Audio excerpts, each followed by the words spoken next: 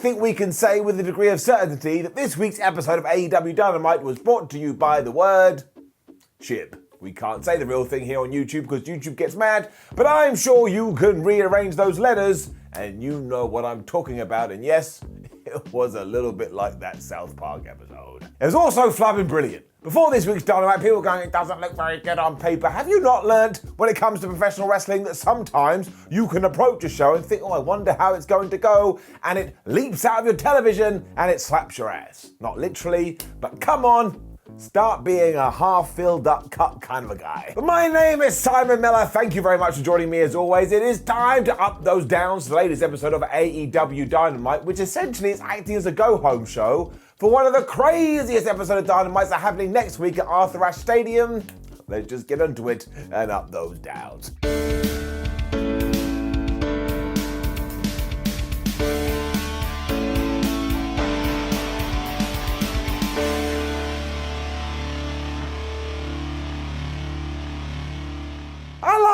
At the start of Dynamite, we got that static noise, CM Punk was here with a cult of personality, and I was just like, what the hell is going on? I remember being in the bathroom back in 2014 when I heard that he'd first left WWE, and now he's back and he's having such a good time. He did his stage dive into the crowd because he's feeling good. It makes you feel good.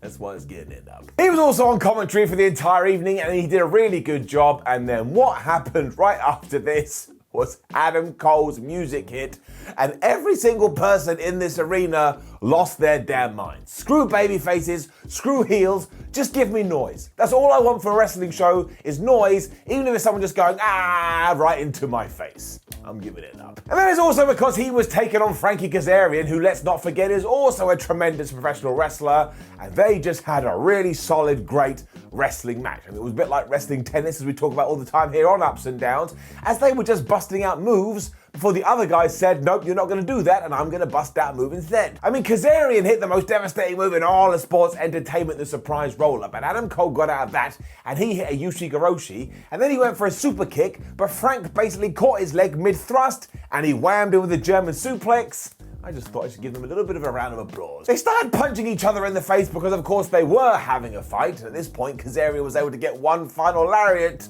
but unfortunately, this wasn't going to work. So Adam Cole hit him with the Panama Sunrise. He hit him with the last shot. That was that. He was done. Adam Cole wins. This was good. He had some words afterwards too, as he really doesn't like the Jungle Express and Christian anymore. So he said, why don't you three take on me and my buddies, the Young Bucks, because the Super Click is back. And I tell you, we are not in Toto anymore, Kansas. Wrestling is just well and truly nuts. A promo video followed focusing on the Butcher and the Blade's brand new shop. No, wait, no, it didn't. That's something else entirely. But it was talking about the Lucha Brothers and how their first title defense is indeed going to be against the Butcher and the Blade.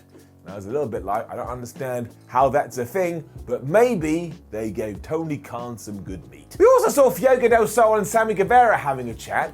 And Del Sol told us, look, I'm having a great time, I've got all the success, I've brought this brand new car, but I am willing to put it on the line for one more shot against Miro for the TNT title. And I was like, come on, man, what are you doing? You're gonna lose your ride, you're gonna lose your head, and you're probably gonna lose your life. But that's Fuego del Sol for you, ladies and gentlemen. He an absolute crazy fool. Then MJF was here, and we have certainly pulled the trigger on this mother hubbard, haven't we? I mean, good grief. Because he insulted the crowd, talked about how he doesn't care if he offended anybody last week, and that he was going to have a conversation with Brian Pillman. And I don't mean Brian Pillman Jr., I mean Brian Pillman, and when he did this, he started talking to the floor as if Brian Pillman was in hell. I tell you, my stomach was doing backflips. He basically used this to say that while Brian Pillman was a legend, his son is an absolute excuse for a human being, and that's why he's going to massacre him. And never forget that massacre, by its very definition, means to kill somebody in horrible, horrible ways. So here we are, there's no going back now, and thankfully at this moment, Brian Pillman Jr.'s music did start to play, because imagine being in the back and hearing that and going, man, I don't really care. And because Wardlow was by MJF's side, he was like, man, you get up that aisle and you sick him. Brian was too smart though, because he came through the crowd instead with a chair. while he should have just clonked MJF on the head, he didn't. Wardlow got back into the ring, but it doesn't matter because the good guy was still able to chase away the bad guys. And after everything that Maxwell had said, well, there was no other option. So AEW's done a really good job with this because you just want to see Brian Pillman Jr. decapitate MJF. And given that this episode of Ups and Downs has fallen on this very specific day, and we're talking about Maxwell Jacob Friedman, I just want to send him a very special Gamar Khatamar Tavar, and to all my Jewish friends. This also led into a sit-down interview with Pillman Jr. that was hosted by Jim Ross, and these are always good. Brian Pillman was spitting fire. He basically is going to kill Maxwell Jacob Friedman, because of course they had very different upbringings. You should just go and watch this. It will make you root for Bry, and all of this is getting it up. Christian then set off the internet. Bless that man. Because he was backstage with his dinosaur friends as Jungle Boy was saying, oh man, we're such good buddies, we're the best buddies in the world. And Christian was like, well, no, actually, I've been thinking about it. And I would say that Adam Cole and the Young Bucks are better pals because Matt and Nick Jackson saved Adam Cole, wait for it, learn, from developmental. He also mentioned that Ads is used to losing Wednesday Night Wars, so why doesn't he add Fridays to that list? And this was Christian's getting a big gun and firing it like crazy. And if you went really quiet, you could hear Reddit going nuts. I flipping love it. FTR versus Dante Martin and Matt Sydal was next, as of course we wait for Top Flight to come back together as a team. But this was just a really good pro wrestling match that took the old school and merged it up with the new school. I had a jolly good time. Let's not sleep on the fact that Dante Martin is really good even though he's like 12 years old. And the sheer speed from him and Matt Sydal to start this off was absolutely crazy. Unfortunately, I forgot who FTR were, who at one point just basically booted them out of the sky in order to slow things down. Yeah, that'll do it. Cass and Dax were in control for most of this, although Matt Sydal and Dante Martin did keep getting tags, and when Dante finally did get back in there properly, he was just hitting everything that moved with a drop kick. We then had a surprise roll-up battle, and of course it is the most devastating move in sports entertainment, which is why it upset me here. It didn't work. Nuts. Dante did come out of this though thinking, man, I've got one final last run in me. Although instead he just ran straight into the big rig. But again, this was such a wonderfully worked tag team match. I could watch it for days. Also, Martin is just going to be stupid good one day, and hell, he already is. We then took a production issue from last week and turned it into a story. I mean, you can't say fairer than that. But after Suzuki's music was cut last week and everyone was like, oh man, this is the worst thing that's ever happened to me in my life, and even dubbed it the Suzuki incident, Suzuki and Lance Archer were on the screen as Suzuki Gun saying, you know what, we didn't appreciate any of this, we're really pissed off, so next week we want to fight John Moxley and Eddie Kingston at the Arthur Ashe Stadium show. So look at that! It's the Forbidden Door just going absolutely bonkers to the point if you grab the handle, you won't be able to hold on to it, and now we get this. So that is just a great job in having a faux pas and then ensuring you give the fans exactly what they want. It's getting a couple of thumbs. My laughter was then back, because not in 1 million years did I expect ever to be stood here with my stupid bald head and say the words that I'm about to say. This is why wrestling in 2021 is just so flipping good. Now, it started with Malachi Black coming to the ring, which is just a spectacle within itself. But when he got on the microphone, he also started to spout lines like, will the members of the House of Black stand up? I'm like, man, this guy, he's really crazy. His brain's got to be scrambled. He then mentioned we had an enemy in our midst when he looked into the crowd and stood there was Rosario Dawson, who of course is not only an actress but has been filming the brand new season of Go Big Show with Cody Rhodes. So clearly they must have had a conversation or something and gone, oh hey, you could do something on AEW Dynamite.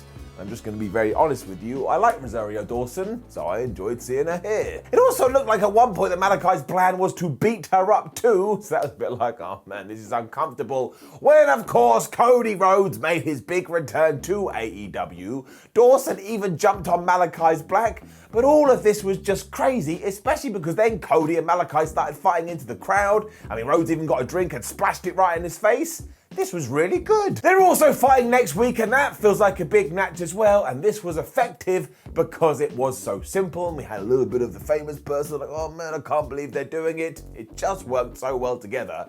And if you go on social media, they continue to do this fight into the concession stands, and that's also awesome when wrestlers do that. Though is get it up. The Dark Order were then falling out again. I mean, honestly, this is like somebody's parents splitting up. Although we're doing it in public, can we please just put it behind closed doors? This should be the new forbidden door. I don't want to see it no more. It's also gone to Anna Jay too, because she's preparing for her big match with the Bunny, but because Eva Luna and Alex Reynolds can't get on, she looked at everyone and just said, you know what, if this is going to be the way, I don't want to have to deal with any of you. I just mean, geez, man, what is next? Having to pick whose house you're going to go around for Christmas? This just makes my heart very, very sad. Thankfully, Ty Conte was with them though, so it's now Ty time, as I told you last week. We are just gonna keep an eye on all her facial expressions, because they are some of the best in professional wrestling. Case in point, this is what she was doing when this was going down. She is so damn entertaining. Dan Lambert then continued to be the best thing in wrestling that we didn't know we were gonna get in 2021.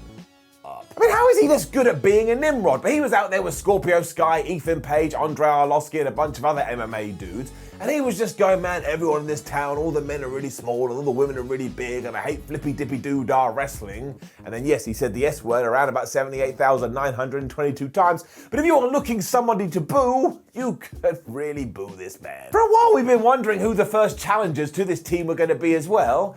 And if you can believe it, it is going to be Jake Hager and Chris Jericho, because Judah started to play. Chris Jericho returned to Dynamite. This kind of took me by surprise. And surely this has to be the way, especially because Chris Jericho called Dan Lambert a fat-faced dib-shib, but again, he said the actual word.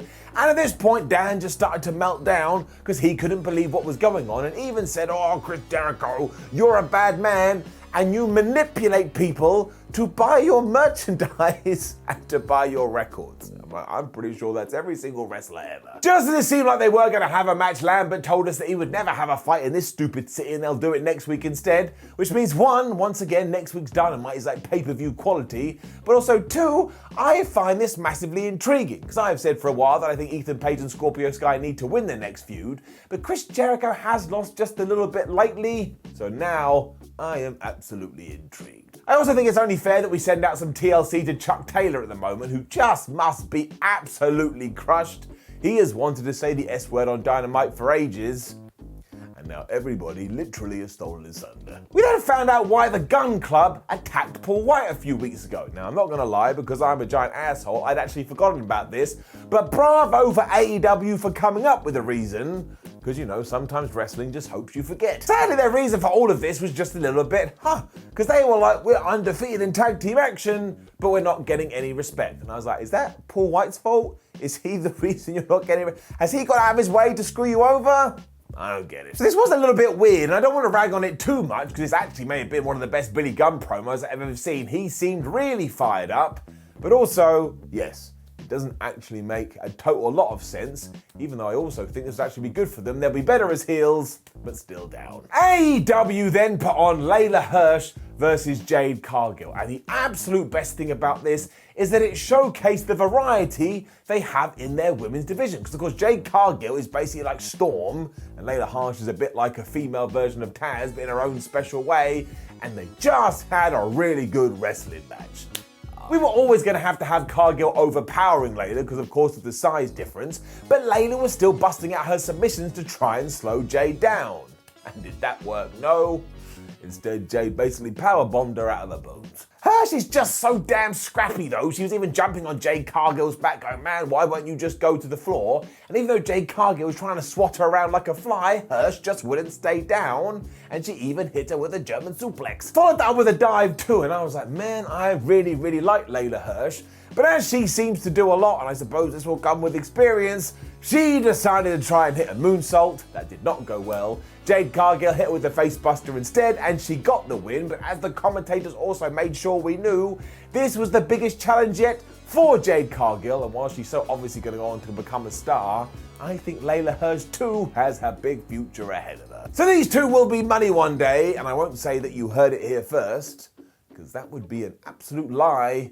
A lot of people have been saying this for a while. Andrade promo next, and he is just mad at everything. He's mad at Uchavo, he's mad at his assistant Yose, and he wants to know why everybody was getting involved in his match last week, and he's not happy about it. Now, I still kind of feel like this is going to end with him teaming up with Ric Flair, but his story is just so random. Like the videos, they're really cool, but man, if you tried to piece them together, I don't think it would really fit. This may have been placed here as somewhat of a quiet moment though, because straight when we were back into the arena, out came Taz and Hook to confront CM Punk, and this was flipping great. Taz was now really pissed off at CM Punk as he feels like he's taken his job, and when they all got into the face of each other, from nowhere, Powerhouse Will Hobbs used his new magic powers to attack CM Punk, and that also allowed Hook, you know, the one and only Hook, to apply a Dragon Sleeper. And once again, I was like, what is going on? Hobbs then picked Punk up and threw him through the announce table, although that thing didn't break, so it looked like it absolutely sucked.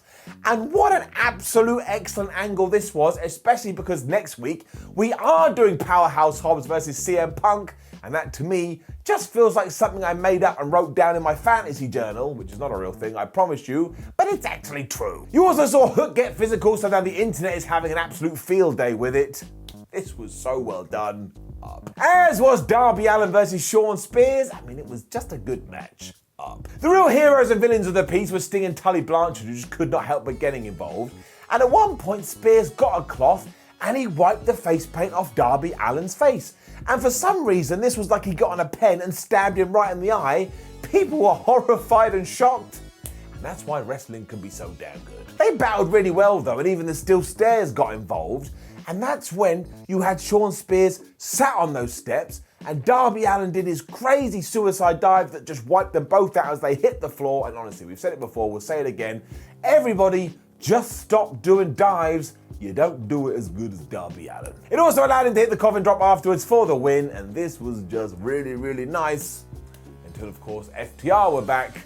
They started to beat everybody up. Now this was not going so well because of course Sting is Sting and he was having none of it, including when Tully Blanchard hit him with the chair, and he did that amazing thing when he turned around like, do you not know who I am? You do not smash me with steel.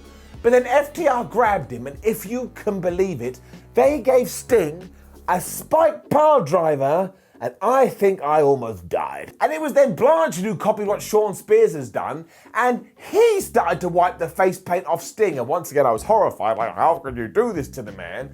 And do you remember all that time a while ago, people were like, Sting's too old, he shouldn't be doing this stuff? Absolute poppycock. It makes all this stuff so much more effective, because I start to fear for Sting, even though he is the greatest man to have ever lived. It also means that yes, we're doing Sting and Darby Allin versus FTR next week, and this has to be building up to something with Tully Blanchard, which is truly crazy. Once again, just absolutely faboo. We then continue to make it clear that Bryan Danielson has come to AEW for one reason and one reason alone, and that is Kenny Omega. And I absolutely love this. There is no nonsense, there is no mucking around. We are heading to Dreamtown, baby, and I want to be on the train. We had a small video with Bryan who essentially said as much, and I swear he is just going to wear this white shirt forever because he's worn it every single appearance, and he did so here again when he came out to address the live crowd. And this was absolutely awesome. Because he was going to chat about this potential fight when Don Callis arrived, and Don Callis is just the ultimate and best prick in professional wrestling. Why the hell did he leave it for as long as he did? Because he was always like, oh man, Bryan Danielson, I heard the reason you signed with AEW is because you wanted to do what was best for the industry, and I heard that and I thought to myself, what a massive mark.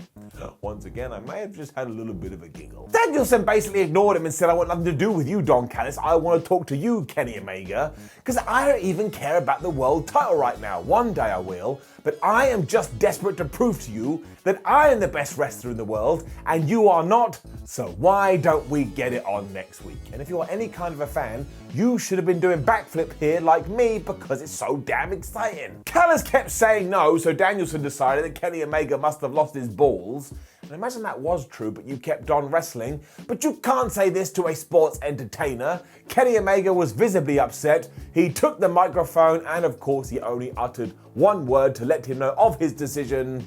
And that was yes. So we are actually getting this too. That's right, Kenny Omega versus Bryan Danielson in front of the biggest audience that AEW is ever going to have, and also Bryan Danielson's first match since WrestleMania.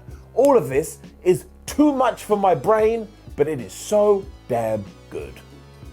And talking about things that are so damn good, Miro, man, he is just the best. Because he responded to Fuego del Sol, and the greatest line was, I'm going to smash your head in, and then I'm going to smash your car. He then went on to talk about how his family will be grateful towards Miro. Someone just give him all of the titles. He makes me so damn happy. We also teased that we are going to get this Matt Hardy versus Orange Cassidy hair versus hair match, and I don't think I made a bigger deal about that last week because it will be a huge deal, although I'm not 100% sure when we are going to do it. Then it was time for our main event. I then realised at this stage, I actually know what the final match of this AEW Dynamite is going to be, but I was super duper happy to learn that it was Jon Moxley and Eddie Kingston taking on 2.0. Because the rise, or ever rise I suppose, of these two guys over the last few months just makes me feel warm and fuzzy in my tum-tum. This was really good.